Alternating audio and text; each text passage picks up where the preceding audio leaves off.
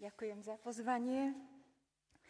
Tak dnes padol los na mňa a tak sa chcem s vami podeliť s mojou cestou povolania k zasvetenému salesianskému životu a chcem to urobiť v takej veľkej vďake voči Pánovi, lebo nedávno som oslávila 30 rokov, čo som tu, na tomto mieste, v tomto kostole, pred tým obrazom Panny Márie Pomocnice zložila svoje prvé reholné sľuby. Pán mi dal za tých 30 rokov veľmi veľa darov, požehnaní, milosti a medzi nimi aj takú jednu osobitnú milosť. Že nikdy za tých 30 rokov neprišla pochybnosť, či som vykročila tým správnym smerom. Cesta síce bola neraz aj náročná, nebola jednoduchá, ale to presvedčenie, že som tam, kde ma chce mať Pán, že som v jeho vôli s mojím životom, tak toto človeka naplňalo a stále naplňa pokojom, istotou, aj radosťou, aj keď ťažkosti nechýbajú. Tak táto cesta môjho povolania, o ktorej chcem dnes sa s vami podeliť, tak mala najskôr takú svoju prípravnú fázu alebo etapu a čo do nej tak patrilo. V prvom rade to bol určite pekný, rodinný život s krásnymi ľudskými aj kresťanskými hodnotami, ktoré mne aj mojim dvom sestrám vštepovali naši drahí rodičia, starí rodičia, s ktorými sme žili pod jednou strechou, v malej dedinke zvanej Melek, nedaleko Nitry. Z rozprávania starých rodičov, ale aj z nejakej takej fotodokumentácie rodinnej viem, že moja prababka bola a možno aj viackrát na duchovných cvičeniach u Salesiánov v Šaštíne. A posielala im aj nejaké tie skromné príspevky, a tak vlastne už cez ňu naša rodina mala kontakt s prvou generáciou Salesiánov na Slovensku. No a Salesiáni zase jej posielali časopis Salesiánske zvesti. Bolo to niečo podobné, ako my máme dnes časopis Don Bosco dnes. No a ja som v tých starých, zožltnutých časopisoch rada listovala a čítala zaujímavé príbehy a najviac ma zaujímali tie z misií. Pamätám sa tiež, že v kuchyni nám visel pomerne taký veľký obraz Don Boska s deťmi a za Don Boskom stála v oblakoch Panna Mária Pomocnica. A na tento obraz som sa ja v tej kuchyni celé moje detstvo, celú moju mladosť, pokiaľ som bola aj doma, s takou záľubou pozerala. Veľmi sa mi páčil. Tu spomeniem jednu myšlienku jedného neznámeho autora, takú metaforickú myšlienku. A on povedal, že premeníme sa na to, na čo sme dlho hľadeli. A ja som so záľubou naozaj hľadela na ten obraz, a vlastne zakotvila som v Don Boskovej rodine a v inštitúte Dcér Márie Pomocnice. Tak si hovorím, že asi tá myšlienka toho neznámeho autora je aj celkom pravdivá. Ten obraz si pravdepodobne prababka doniesla od Salesiánov zo Šaštína, pretože aj v Šaštínskej bazilike, keď tam pôjdete, tak ho tam nájdete napravo, na bočnej stene, samozrejme, ale vo veľkých rozmeroch. Dodnes tam ten obraz je. Keď som mala 13 rokov, tak do našej farnosti prišiel nový pán farár. Aj keď to nebol Salesián, ale mal čosi z ducha Dona Boska, lebo mu záležalo na mladých. On bol potom počas 10 rokov, od mojej 15 až do 25, mojím sprievodcom na ceste viery, duchovného života, na ceste prehlbovania vzťahu s Pánom, ale aj na ceste venovania sa deťom a mladým v našej farnosti, ku ktorému ma povzbudzoval. No a dodnes som mu veľmi vďačná, ešte žije, vďaka Bohu, lebo aj s jeho pomocou som došla k rozhodnutiu dať áno pánovi ako 25-ročná po vysokej škole a 2 rokoch práce. Vyštudovala som Poľnohospodársku univerzitu v Nitre, odbor ekonomika poľnohospodárstva a potom 2 roky som pracovala tu v nedalekých Bučanoch vo výskumnom a šlachtiteľskom ústave a v podnajme som bývala tu v Trnave. Ešte treba spomenúť, že z našej malej dedinky začiatkom 80. rokov už bola jedna tajná sestra Salesianka, sestra Marika. Ale keďže bola ešte hlboká totalita, tak my sme o nej nič nevedeli, čo je, kto je. Ona začala mať stretká so zopár dievčatami z dediny a ja som tam nechýbala. Tak my sme sa aj ako samé dievčatá tak zorganizovali do stretiek a pán farár sa nám venoval. Rozímali sme nad Božím slovom, zdieľali sme sa, modlili sme sa, chodili sme na výlety, vedeli sme sa spolu aj zabaviť. Takže boli to také veľmi pekné skúsenosti, ktoré nás v totalite držali. No a cez prázdniny, či pán farár alebo sestra Marika prichádzali s ponukou tajných duchovných cvičení. No a samozrejme ja som sa na ne vždy prihlásila, veľmi ma to tak priťahovalo. A raz som si z jedných takýchto duchovných cvičení priniesla takú modlitbu k Panne Márii a ja som sa ju potom tak modlievala pred Lurdskou jaskyňou v našom kostole. A nič si už z nej nepamätám, ale záver si pamätám veľmi dobre tej modlitby a znel takto. Mária, daj, aby som bola tvoj majetok a tvoje vlastníctvo.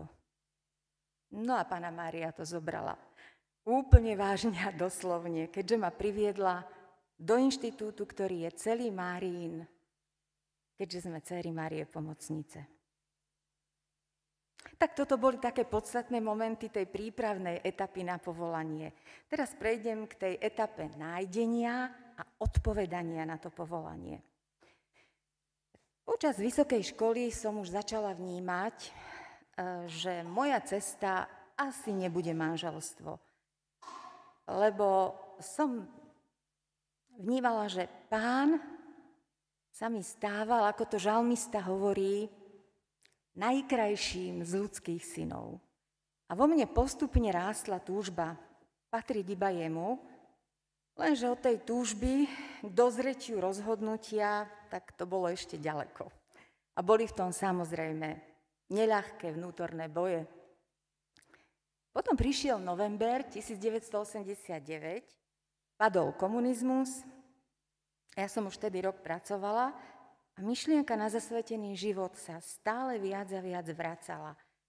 Pán klopal a volal, ale ja som žiadnu konkrétnu cestu nevidela, akým smerom mám vykročiť. Prišiel apríl 1990 a vieme, že to bol veľký moment, že na Slovensko prišiel prvýkrát po páde totality, vôbec prvýkrát, Svätý otec Ján Pavol II. A ja som vtedy tak Pánovi povedala, Pane, ak chceš, aby som patrila iba tebe, nech mi to pápež povie. Respektíve ty cez neho. Tak som dala takúto podmienku odvážnu, lebo už tie boje boli veľmi silné a cítila som, že vrcholia, tak už prišla hlava cirkvi, nech povie, čo mám robiť. A teda respektíve ty cez neho. No, bola som teda samozrejme na svätej omši so svätým otcom na Vajnorskom letisku, ako iste aj mnohí z vás, skôr narodení. A v kázni svätého Otca to prišlo, keď povedal tieto slova. On, ukrižovaný a z mŕtvych stalý, hovorí, nebojte sa, nebojte sa. Po všetkých skúsenostiach prenasledovania, nepriateľstva a pokušenia on vám hovorí, nebojte sa. Pri týchto slovách nebojte sa, akoby elektrický prúd prešiel celým mojim telom a v tej chvíli mi bolo nad slnko jasnejšie, že mi to hovorí Pán. Aby som sa nebála vykročiť za ním. A tak zvyknem hovorievať, že som povolanie Jána Pavla II. A on je naozaj mojim osobitným patrónom. Takto jedna etapa toho vnútorného boja sa skončila, ale nastúpila ďalšia. Akým smerom ísť? Na radu môjho duchovného sprievodcu som sa teda začala rozprávať o tejto svojej túžbe, však hovorili sme už aj skôr, ale teraz tak veľmi intenzívne po tejto skúsenosti s Jánom Pavlom II. Tak som začala rozprávať s ním o svojej túžbe po reholnom živote. No a tak v tej farnosti, bolo to na Tulipáne, som poznala nejaké sestry, boli tam sestry Vincentka, bola tam jedna Vincentka, potom ďalšie sestry Uršulinky, tak som si dohadovala s nimi stretnutia, rozhovory, ale nejak to mnou nehýbalo. Potom prišiel na rad rozhovor so sestrou Marikou, tou spomínanou tajnou Salesiankou z našej dediny, o ktorej som sa medzičasom už dozvedela, že je Salesianka, lebo už padla totalita. No a ona mi potom sprostredkovala stretnutie s tedajšou provinciálkou. Zanedlho nasledovali duchovné cvičenia pre nádejné povolania. A tam prišiel silný súzvuk môjho srdca s tým, čo som počúvala a čo som tam zažila. A z týchto duchovných cvičení som odišla definitívne rozhodnutá vydať sa na cestu zasveteného salesianského života. No a keďže už som aj počas gymnaziálnych, aj vysokoškolských rokov sa venovala na stredkách dievčatám, či z našej dediny, alebo aj z našich dvoch filiálok, tak mi bolo vlastne veľmi prirodzené, že pôjdem touto cestou, budem pokračovať touto cestou ako sestra Salesianka. A tak som v auguste 1990 začala tu v Trnave aspirantát, hoci som ešte aj pracovala. Potom nasledoval postulát v Bratislave, kde som už učila náboženstvo na viacerých školách. Potom 2 roky zase tu, na Kopánke, v Trnave, v noviciáte. Ešte potom po zložení reholných sľubov rok som zostala v noviciátskej komunite tu v Trnave. No a potom nasledovali také vzácne 2 roky štúdia salesianskej spirituality v Ríme. A tam mi Pán pripravil tiež jednu veľkú milosť. Veľa ich tam bola, jednu osobitne spomeniem. Tam som mala milosť stretnúť sa zblízka so svätým otcom Jánom Pavlom II. Bolo to na jednej súkromnej audiencii s poľskými pútnikmi, kde ma prepašovali poľské spolusestry. A on na týchto súkromných audienciách pre tých Poliakov mal taký zvyk, že pozdravoval každého osobne. No a keď sa už ku mne blížil, viete si predstaviť toto napätie, tie emócie. A tak som si prichystala jednu vetu po slovensky a keď už prišiel na blízko, tak mu hovorím: Svätý Otec, po slovensky, Slovensko vás miluje a modlí sa za vás. Toto zo mňa bolo schopné výjsť. A on tak natiahol ku mne ruku a myslela som si, že mi ide dať krížik na čelo. A čo on urobil, humorista? Potiahol ma za nos. Mám to aj zväčšnené na fotografii a je to najkrajšia fotografia môjho života. Ale toto potiahnutie za nos pre mňa má aj hlbokú symboliku. Lebo práve on s tými svojimi slovami nebojte sa, ma potiahol za Kristom do zasveteného života. No a potom po štúdiách v Ríme ďalšie moje miesta môjho pôsobenia boli Šamorín, Bratislava, kde som pobudla dlhých 19 rokov, potom opäť Šamorín a teraz som tu v Trnave už 7 rok. Pán ma cez predstavených zavolal do rôznych služieb v inštitúte a dal mi spoznať veľa sestier, veľa krásnych detí, mladých, dospelých, rodín. A cez všetkých ma veľa učil a naďalej učí a obohacuje. Zakončím slovami, ktoré mňa pohli vykročiť za Pánom a stále ma inšpirujú a sprevádzajú. Nebojte sa, najmä vy, milí mladí. Svätý otec Benedikt XVI raz mladým povedal, a to už bude záver: milí mladí, máte plné právo na šťastie. A to šťastie má svoje meno. Ježiš Kristus. Nebojte sa. On vám nič nezoberie, práve naopak. Dá vám plnosť života. Ďakujem vám.